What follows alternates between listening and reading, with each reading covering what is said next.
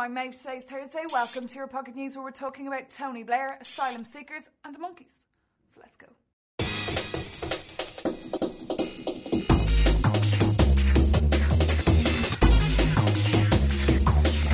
As Nicolas Sarkozy is only being quoted for his personal life lately, it's the French Minister for Europe, Jean-Pierre Jouet, who's been taken more seriously. France is to become a champion of EU enlargement, he said this week, which is quite a dramatic statement considering the sceptical stance his country has had in the past. Well, seemingly now France wants to even push for the eventual integration of the Balkan countries, including Serbia. The latter is also one of the big objectives of the Slovenian presidency, who has vowed to resolve the Kosovo crisis whilst appeasing all the Balkan states. But they've only a short time to do so. In July, whether Slovenia likes it or not, France will take over the EU rotating presidency. And then, this time next year, it would be the Czech Republic. But wait.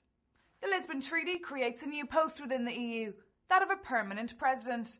The latter would replace the rotating presidency and drive the Union for 2.5 years. And just like the US election candidates, the European candidates are already in full swing and have put themselves forward. Irish Prime Minister Bertie Ahern has just joined Middle East envoy Tony Blair, Luxembourger Jean-Claude Juncker, former Prime Minister of Spain from the Popular Party José María Aznar, and ex-President of Poland Kwaskinski. All hope to take on the new post of the EU President in 2009. But do you trust them? Do you even know who José María Aznar is? Do you think that the controversial ally of Bush or one of his colleagues should be the new face of the European institutions? Well, according to the latest Eurobarometer survey, it's all a bit negative. Our trust in EU institutions has dropped by 9% in the last 6 months. Although a lot of us do tend to support EU membership, we have absolutely no idea what's going on in Brussels and feel that national media talk way too little about EU affairs. The report implies a dull reaction to media coverage of EU affairs, and a whopping 78% of the 300,000 European citizens interviewed felt that people in their respective countries were not well informed at all. Fight against illegal immigration? Yes. But hold prejudice against those who seek refuge? No. Last week, EU President Slovenia passed a law that has raised some eyebrows. Why? As it could lead to the deportation of asylum seekers while their appeals are still being held. The UN Refugee Agency has since criticised the law and drawn international attention to the fact that it fails to meet international legal standards. I take absolutely no risks in my daily role as a newsreader and editor. When I do travel, the only threat that I do have is that my camera may run out of battery. I often envy journalists or foreign affairs correspondents that really merit their title. Their first-hand reporting from conflict areas is not for the faint-hearted. According to the association Reporters Without Borders, the number of journalists dying on the field is increasing. In 2007, it rose by 244%.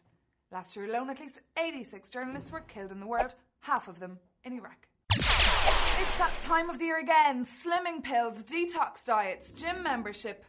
Should we not just relax, digest our Christmas overeating and gradually take on our New Year's resolutions? Well, not according to scientists from the University of Cambridge. Having studied the lifestyle of 20,000 over 45-year-olds over a whole decade, they've come to some conclusions that could add more than 14 years to our lives. Their advice? Well, it's nothing you haven't heard before. Don't smoke, don't drink, do some exercise and eat lots of fruit and veg. And finally, on a trip to the zoo, have you ever found yourself just standing there in front of a monkey making faces and laughing? I'm sure you have. We all know how much we have in common with the ape. And British and German scientists have just discovered and proved that orangutans have the exact same feelings as us when it comes to getting a fit of the giggles. And they even howl when a fellow monkey starts tickling them too. In other news, a previous study proved that our ancestors have better memories than us. They're probably having a great laugh at us right now.